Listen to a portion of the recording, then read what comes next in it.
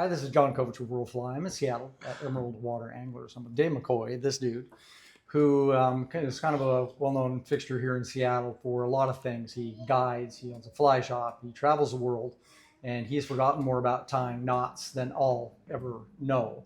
And what we want to do here is just a quick tutorial on a basic flat strip. Imagine going to Christmas Island, Cuba, the Yucatan, and having that basic setup from backing all the way to your fly. So, Dave. Yeah, John, thank you.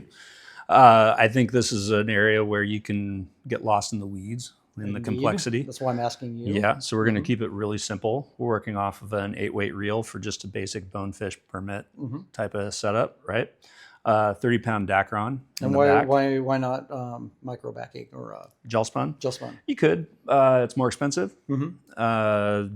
You probably don't need it, right? I don't think you need it. Not for this. In this situation, the only reason I'd see needing it would be if you were trying to save money, you had a smaller reel than what you were really trying to stick line-wise on there, and you wanted enough backing and still have the capacity for the fly line. Right. Your gel spun would buy you a little bit of capacity if it was too small. But otherwise, I just don't think you need it. No, I agree. So 30-pound, and there's, again, with everything we're going to talk about, there's a myriad of knots you can use. I'm talking about just doing a very simple double surgeon in the backing to make a big loop that you're going to be able to pass your fly line through to create a loop-to-loop connection. Oh, yeah. A couple of reasons I do this. You end up with the ability to change fly lines simply out on the boat. Let's say you mess a line up or you realize that's a simple super knot. simple. Yep. And you trim your tag end off, obviously. Once you get that knot done, almost everything out to the fly is loop to loop minus adding tippet to your thing, right? So when you go to add your fly line, one of the things that I like to do is when you go through the backing or go through the knot loop to loop here, instead of just doing a single pass through, I'm going to go through once, give a half twist to that loop, come back through the other side. When you get this down to seating the knot, what you'll find is that it gives a bit of a double grip down here to the loop there. And what that does is it gives you one additional measure of security to failure. Cool. So if your welded loop in the back should fail and come undone from the main fly line, this has enough of a grasp on the actual existing loop. Perfect. That it can actually still hold on. You'll still be attached to your fly line. Right. So that's kind of what I would do there.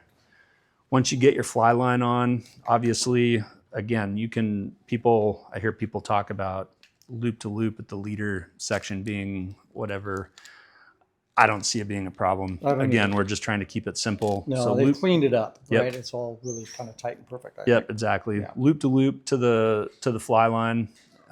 When you get done with that and you're coming to tie your fly on, I just keep it simple. I think that our sport, as much as I love it, is this really cool place where we can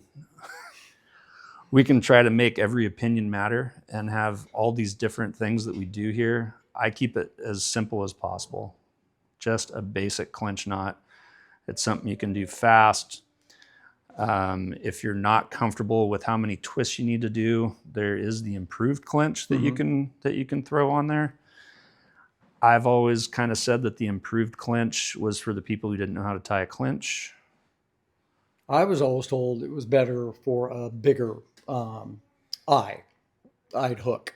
That the improved gave you a little bit more grip. Yeah, because at the base of the knot, you will get the base of that knot spread a little bit like this, which can open it up and allow it to slip, which you can either do the improved for, or you can have more wraps and it'll take care of that. But there you go. So that's the question is going to be, why not do a loop here? You said simplicity, but I think you have more reasons for it than that. Right? Yeah. So it stems a little bit from Spey too. What I see when you're throwing a loop on a fly, particularly one with dumbbell eyes, the whole point of the loop is to not have connectivity to the fly itself, to give it more natural flow. Of course. What that actually also means is that in the middle of casting, it's also not attached to the line itself. So if you're picking up with any degree of slack at the end, you're going to have a little bit of a chuck chug when that thing comes tight, which can interrupt the